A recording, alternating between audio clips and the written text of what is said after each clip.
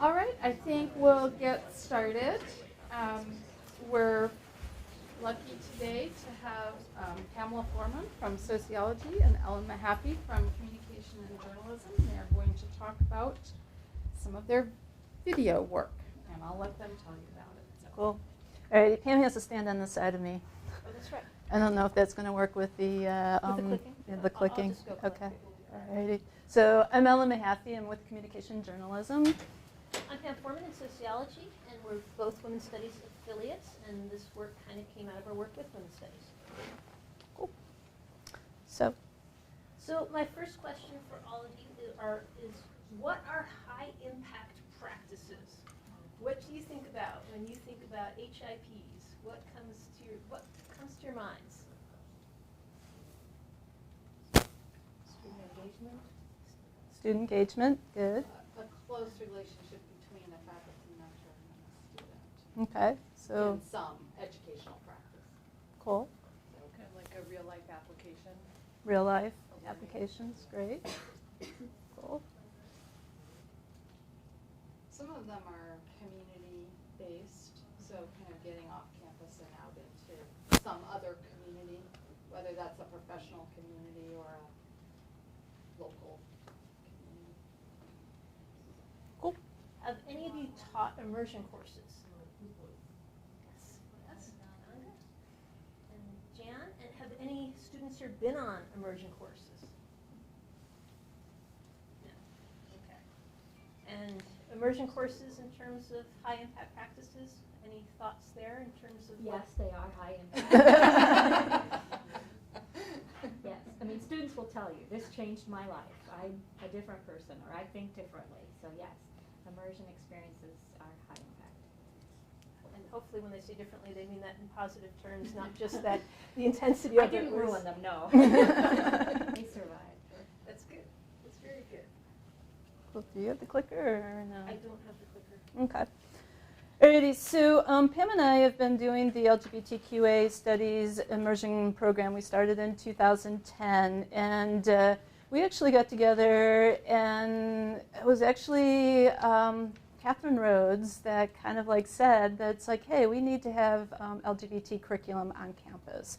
And there's this DII opportunity, and I think that you two should collaborate, pair up, and come up with something. So if anybody knows me, I dream big. And so we started talking, and it's like, well, where do you go that you can take students to learn about LGBTQIA? And it's like, of course, the #1 place is San Francisco. So we're like, okay, what's happening in San Francisco? There's Pride at the end of June. Also at the same time, there's this film festival called Frameline. And we like, hey, we could take our students to that. So if we're going to take our students to Frameline, what is the takeaway? And how do we bring back that experience to campus? And we're like, hey, we could start a film festival. So thus, the birth of Oh Queer kind of happened. But we also thought that, hey, if we have a showcase for film, why not have our students also create film? And so, a lot of times it's like we all think that, writing things and doing journaling, all that kind of stuff is a good experience. But then if students can actually deliver a product and share with the rest of the community, then our hope is that they have greater buy-in to the actual experience itself. So one of the reasons why we picked San Francisco is because of the Frameline, because it is during Pride Week, which is at the end of June. But the second reason is that we're actually wanting the students to experience a queer neighborhood, and the Castro district is one of those places that is predominantly gay. And we're also very much about challenging norms, so is, San Francisco really the Mecca for, LGBT people? And so we're also trying to challenge them with those notions.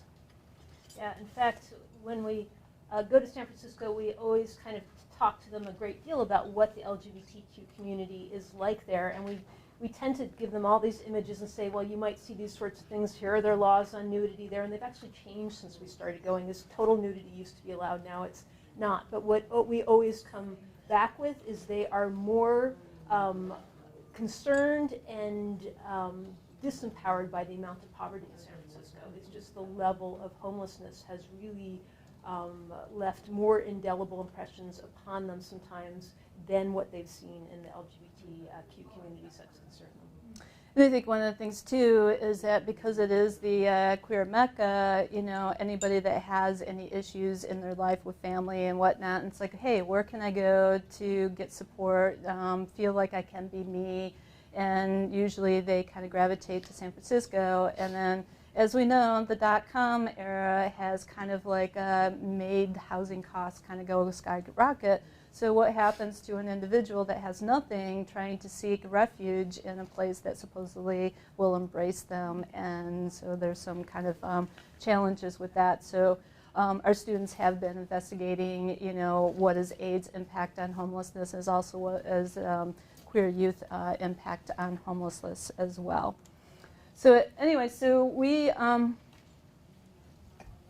of like meet with our students, and we learned that if we allow them to pick their projects, they kind of like, you know, hem and haw and kind of like, you know, I don't know what to do. And then it's a group project, so then they're like, we can't agree on things. And so Pam and I had gotten into the habit of picking topics for them to kind of like say, hey, this is a good topic, and everybody kind of like rated their top 3, and their groups have more or less been formed based on their preferences on the particular social issue that we want representation of.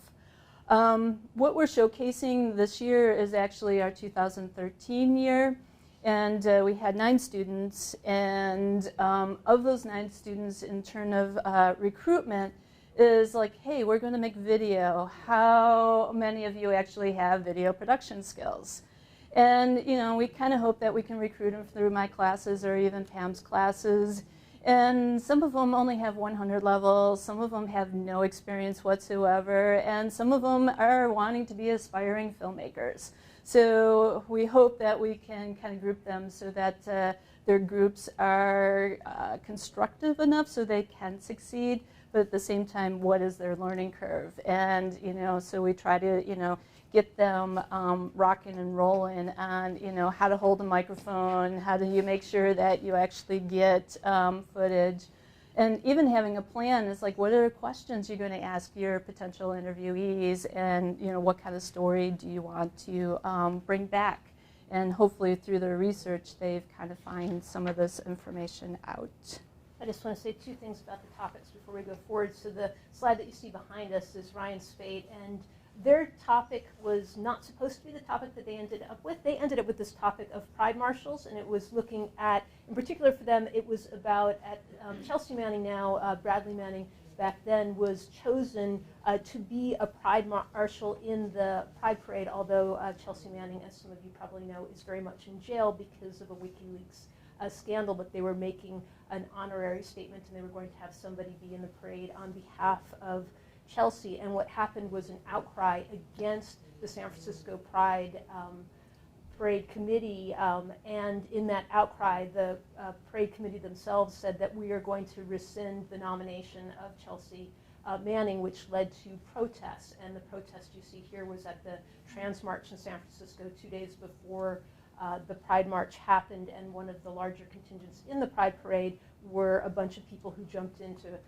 protest this Chelsea Manning's disappearance, which Chelsea did reappear for the following year as they, you know, their protest made this happen. But it turned out that their film was about Chelsea Manning and this scandal, and they interviewed people that were intricately involved in it. And then the film that we're going to show you, their original topic was supposed to be Pride Marshals, and they ended up, as you'll find out, doing it on queer youth instead, as they said, we're just not passionate about that topic. And we said, well, we have to listen to you if you're not passionate about it. I mean, there was one year, I think it was 2011, all 3 groups or 4 groups at the time said that they wanted to do bullying because there had been a bunch of It Gets Better kind of videos done. And they said, well, this is important. We said, but this has just been done. If all 4 of you do it, how much more are you going to add to it? And we kind of forced them to other topics. You bullied them.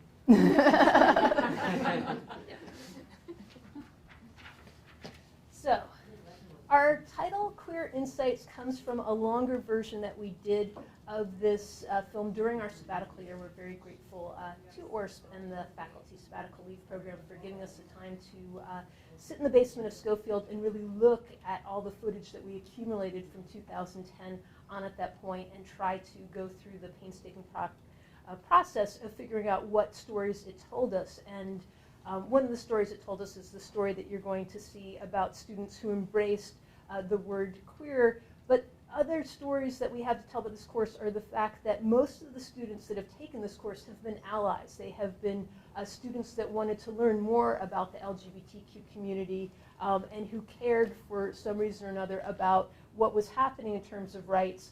But for them, putting them in the Castro for these 10 days was an experience where for them, they really felt like a minority as opposed to being back in Eau Claire and a more heteronormative place. That, I mean, our students have even said that at going back to Eau Claire and seeing heterosexual couples hold hands at first becomes like, oh my gosh, they're thinking about it, because in the Castro, it was, you know, the other way around with same-sex couples. So in terms of this idea of this university of EDI and inclusivity, sometimes we don't learn unless we are taken out of our comfort zones, and being in a city with as much political action, with as much poverty, with as much extraordinary wealth. I mean, the wealth of the Castro district, just looking at these Victorian houses one after another and thinking, you know, these are several $million-dollar houses. These are not houses that any of us could probably own unless all of us in this room got together and purchased one of these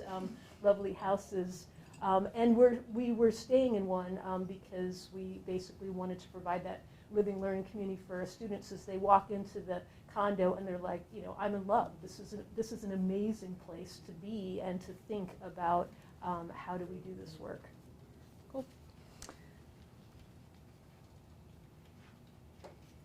All right, so. Can I ask a quick Yeah. question? So, just briefly, what's the structure of your DII? Like, you meet ahead of time, how long are you gone, what do you do afterwards? Just So we meet for 7 intensive days before we go, and during those days, it's 9 to 5. They are learning film criticism because they have to go to this film festival, see at least 20 films over 10 days, and write film critiques about these films. Some of them are longer than others.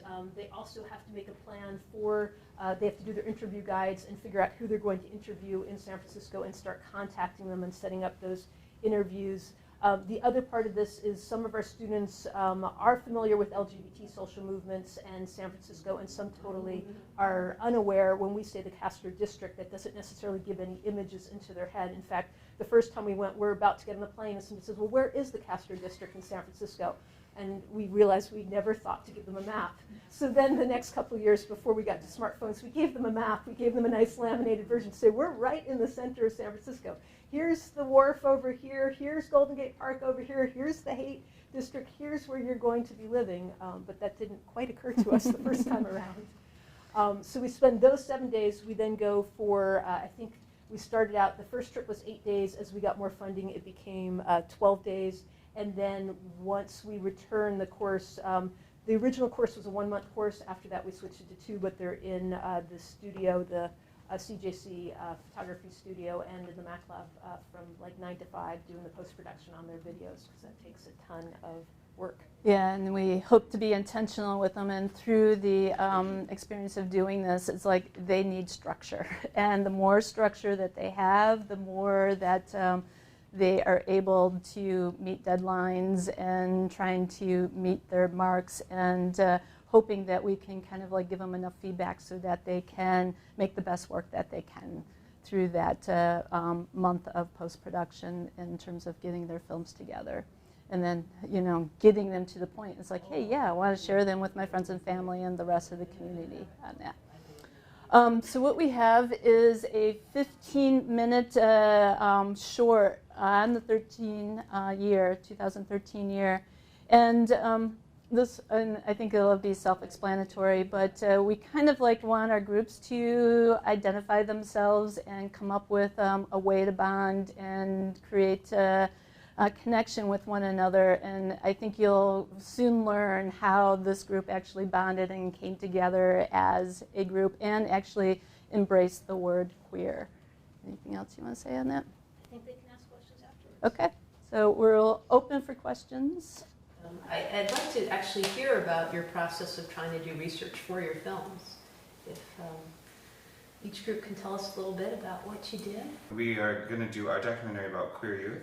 What we're doing is trying to compare what's it like, what we can bring from San Francisco to here, see what they're doing right, assuming they are doing things right.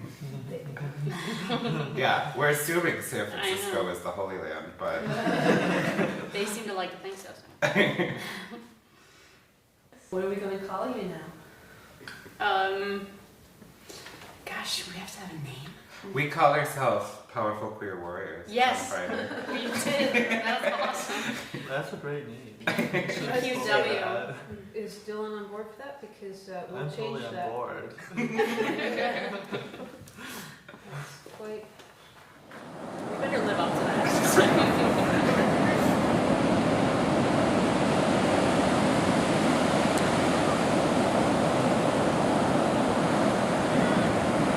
I'm gonna be Q. QRST. Oh, Q. Q. What's a Q word? I don't know. What? Queer? I don't think there are going to be a lot of signs for that on our way. Come to the queer Twin Cities. Okay, that sounds like a nice town. Oh no, did you? They use the word gay often. They do, don't they? Is it queer, like outside of this class, still kind of frowned upon as a term? It's definitely changing. Yeah. It's definitely a movement. And a queer is kind of multiple things. It's like an all-inclusive word. And Yeah, it's because also there's no gender. But it's also like a personal identity. Okay. How are you doing? I'm good. I'm good. Right now, I'm about to board a plane to San Francisco. Yeah. We're coming to California. We're going there to turn everybody queer. From what we've gathered through the internet, everyone already is queer, but we need to make sure. That's what we're about to do. Has anyone ran into a California language barrier yet? Not quite. Yet. I haven't talked to many people though. I know. I'm still looking for a currency exchange. Everyone looks pretty Change over friendly to California though. dollars. I think everyone's gonna be friendly. I think everyone's gonna I be hope super everyone friendly. likes me. We need to find a I don't think you ever have to worry about that. I don't know. I can be kind of a sometimes. I just want that to be bleeped. Oh, of course.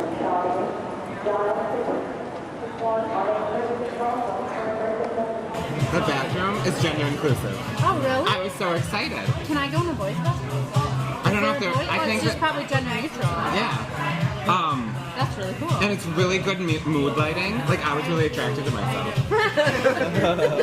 Does being in a new city make you feel like really like not self-sufficient? It makes me feel like not self-sufficient. Like we're in a new city, everybody's like, well, we're just gonna go down the block. I'm like, we can't do that. We have to stay here.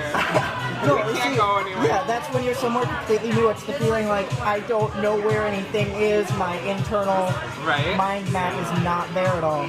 But like I feel like- next week, I feel like next week it'll be like, oh yeah, down the block. I know exactly where that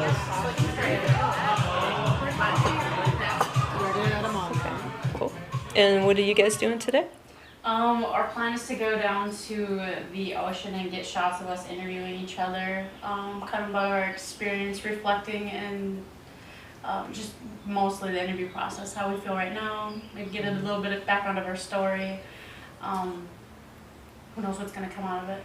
Okay. And then show how lonely the ocean makes us feel. And then probably find some rotating cheese.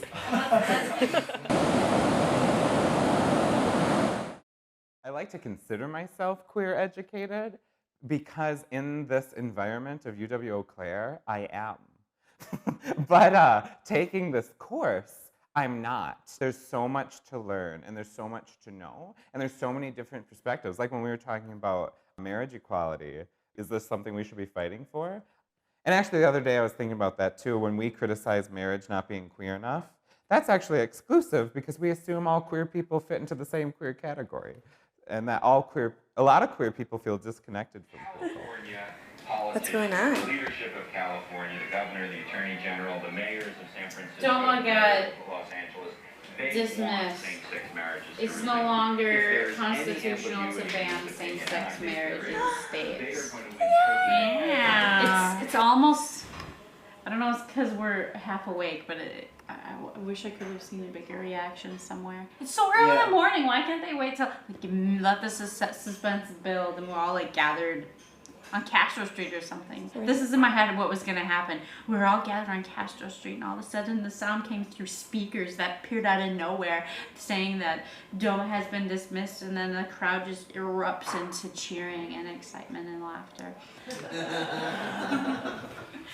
Oh, that was good news to wake up to. I should have seen him, he was so cute. Did you get him on film? No, because it was When he's that cute, you have to capture it. You have to say stop. So the thing with Austin, it's always on. Oh.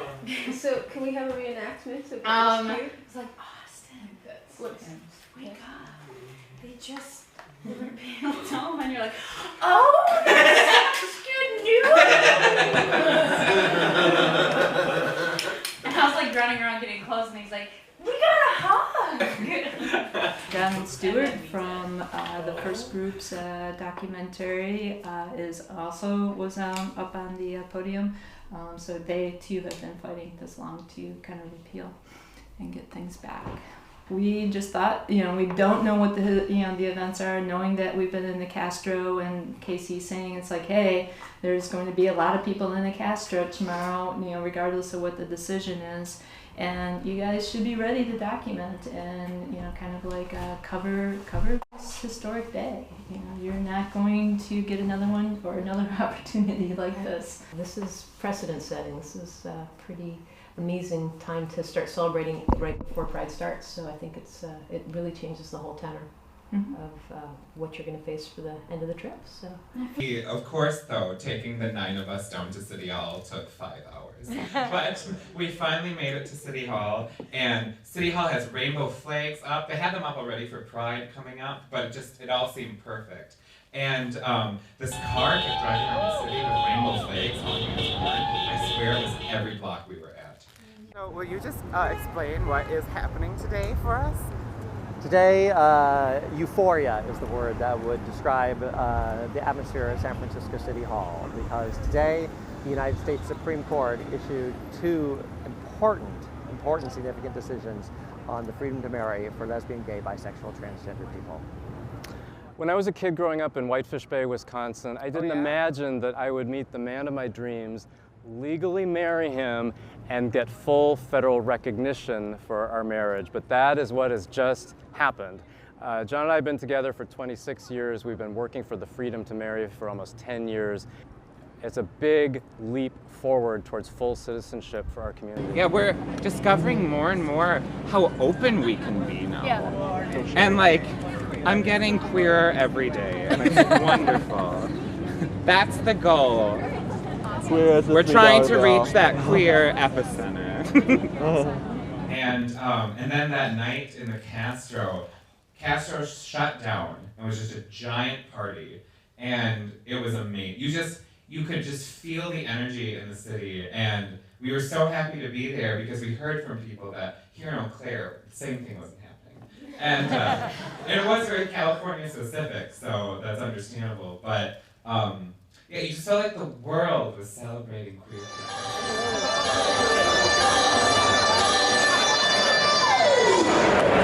All right. Goodbye. Let's give it up for the DJ. Okay. Hey, besides Prop 8 today, we got a huge win for DOMA going down, okay? It's all good. Let's give it up for Amos Lynn.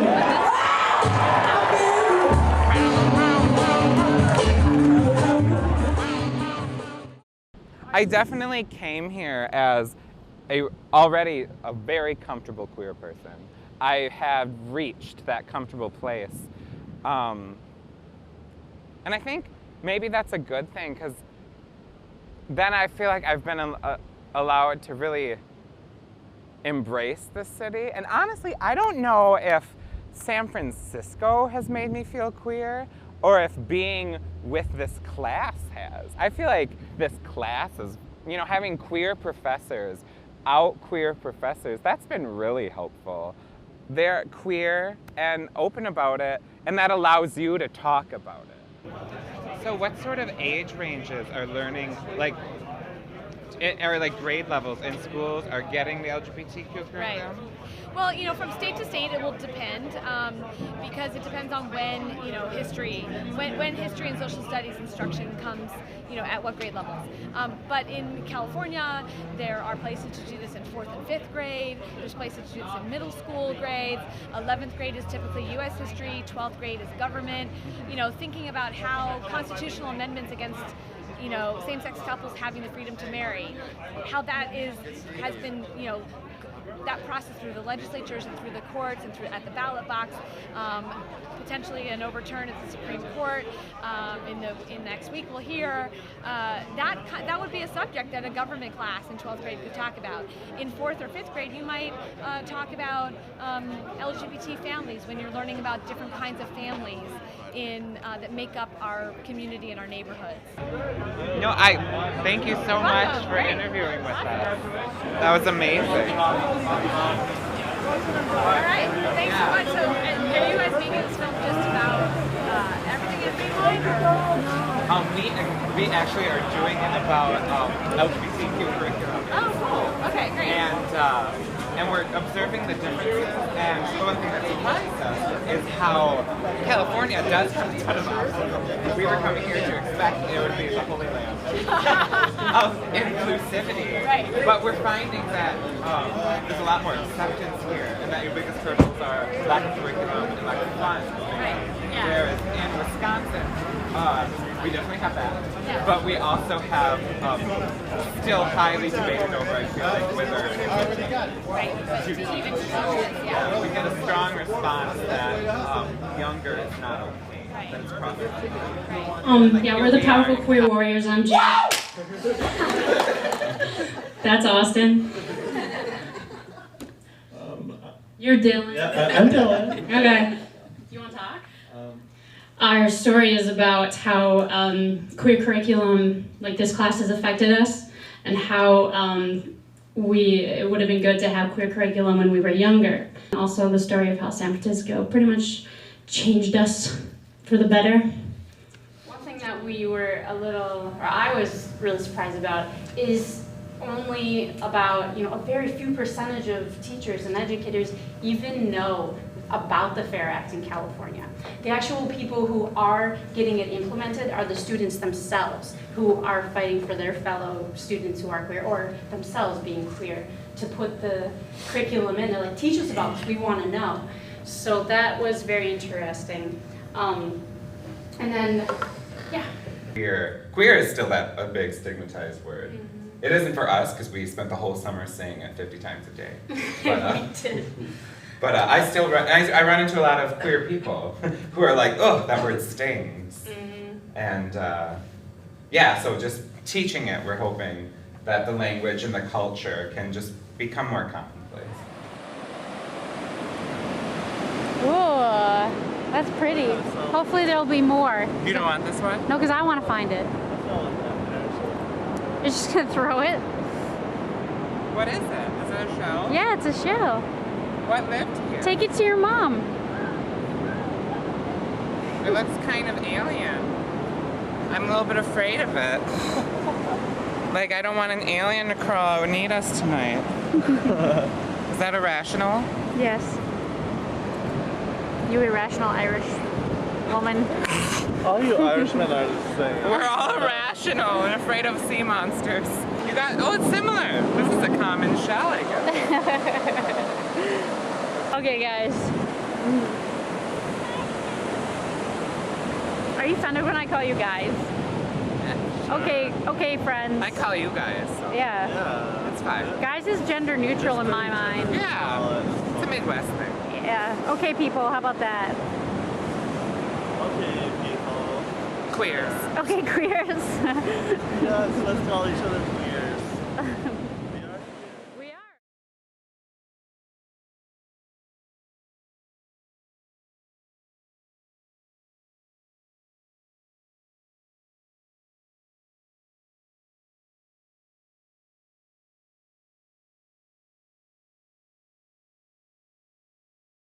An educational context in order to have or start conversations around what it means to be LGBTQIA,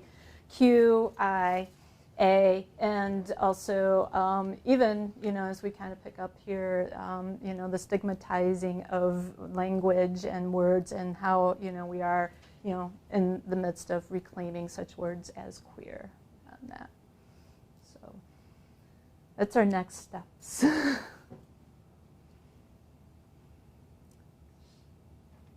I was curious about the presentation in the Ed Studies class.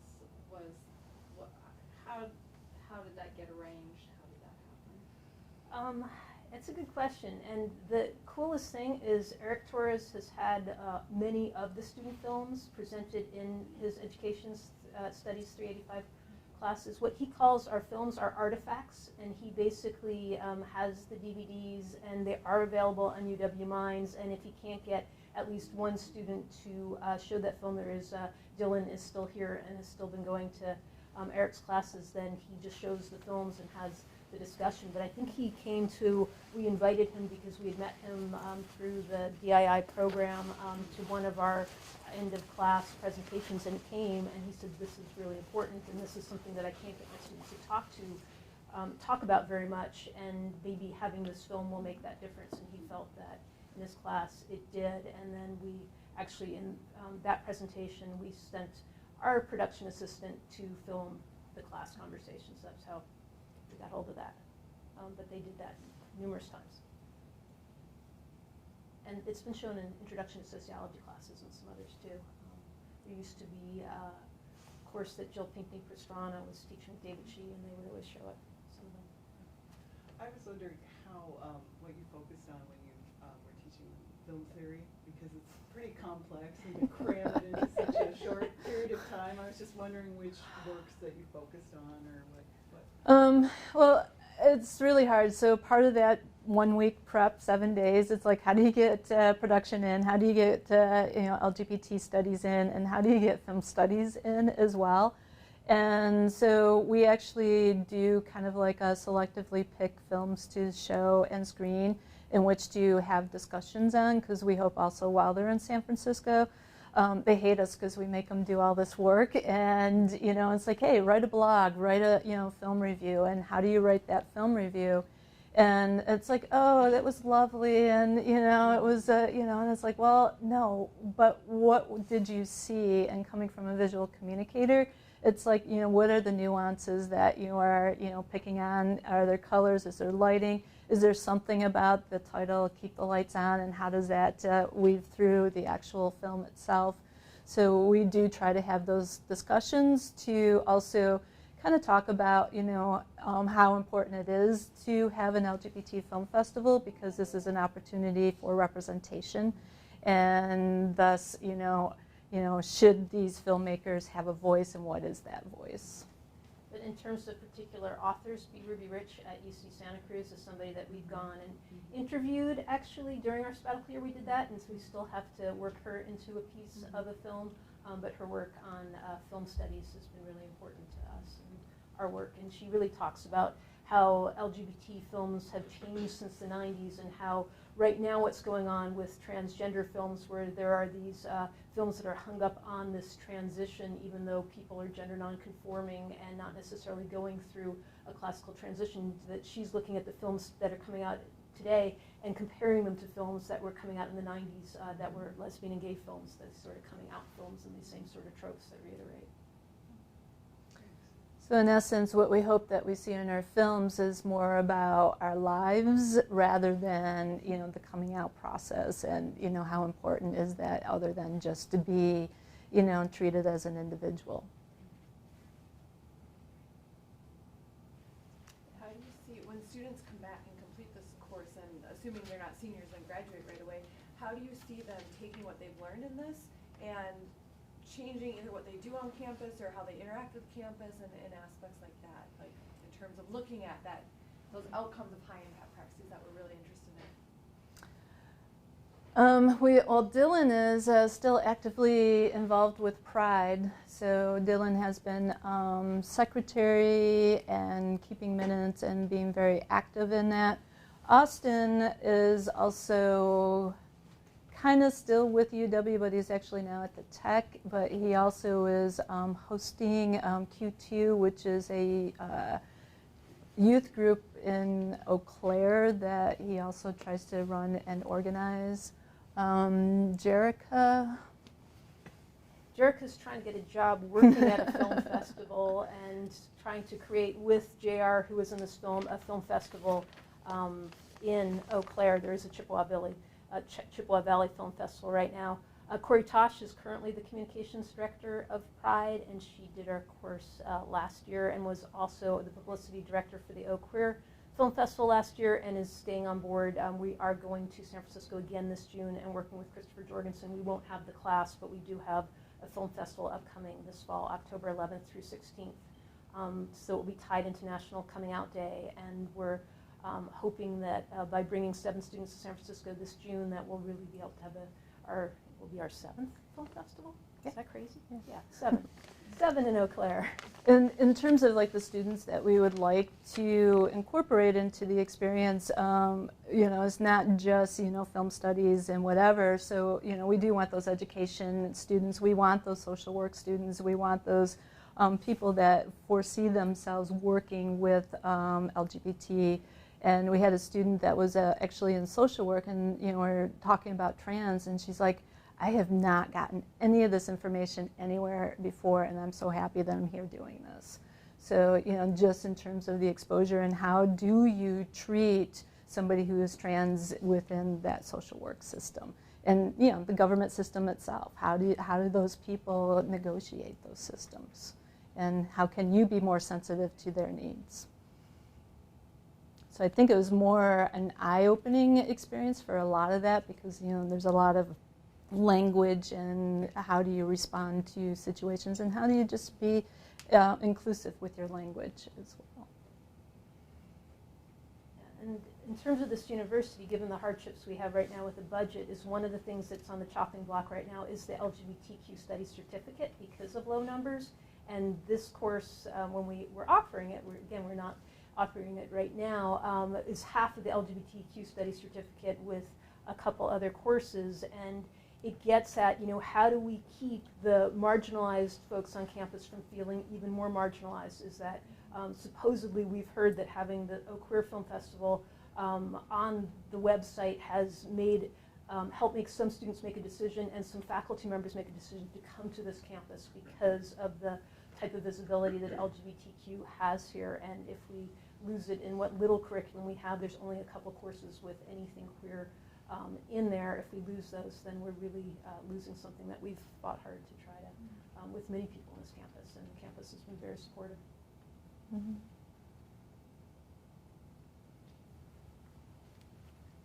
Peter. On the question of outcomes and learning objectives, it strikes me that this is so, there's so much radical uncertainty in terms of what students get out of the course and the project and the films. So it's not just the films that are of variable quality, but also like as a learning experience with you. And so I'm curious about how you're thinking about the objectives for the course changed over the years of you offering it. I mean, I don't know if you're anything like me, but I'm kind of one of these people who like, oh, I want to script everything out so I know exactly where the students are going to go, but that's not how learning happens. Learning happens with that uncertainty. And so I'm just sort of curious about how your thinking has changed about the objectives and the outcomes for the class. I think our students are the ones that kind of like drive that. So it's like, we go in with one set of notions, and, so this whole idea of safe space is supposed to make people feel comfortable. But at the same time, how can we challenge ourselves if we don't step outside of our comfort zone? And so taking them to San Francisco, it's like they're in their comfort zone, but at the same time, what triggers them is the homelessness, because they haven't been exposed to that. So it's like, hey, that's a trigger. So then it's like, hey, Pam and I are like, well, that was far from our radar, in terms of like, what might kind of happen there. It's like in terms of our work, it's like, hey, we're documenting this because, we want to share your experiences with them to the broader public. Pam and I know that we can't be behind the cameras getting their insights. So then, we're trying to have students to buy into that process.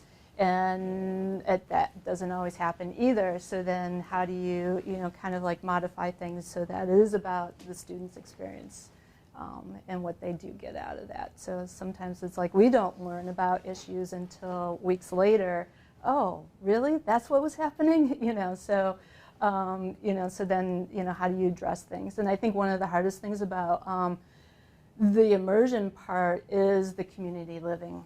And these people have not lived together before, and all of a sudden you got 12, 15 people trying to go to the bathroom at the same time. And, kind of like, how do we eat, how do we live? And just trying to say, hey, students, we're meeting at 9:30 to go to downtown to Pride. We're there at 9:30 and they're still in bed. So it's like, how do you, get them motivated? And it's like, well, we never heard that was 9:30. And it's like, we have morning meetings to check in and say yes, so how do you, create that intentional experience so that they have those experiences and also have the ones that they expect to have as well. Yeah. And one thing I'll add to that is one thing we expected is there to be divisiveness based on their orientations in terms of being allies or lesbian or gay or however they affiliated themselves. And year after year, everything I've learned about social psychology and everything I've talked to people about has not come to fruition. Is their difficulties, non-trad students have not bonded with non-trad students. Is wherever I've looked for, commonalities to bond people together, it doesn't. When I look at who is affectionate with each other and the kinds of alliances that develop, it seems largely based on personality and goes across sexual orientation and gender in terms of, we will walk into a classroom and they'll be complaining the classroom's cold, and there'll be people like cuddling on the floor of the carpeted classroom in Hibbard, and this is before we even go to San Francisco.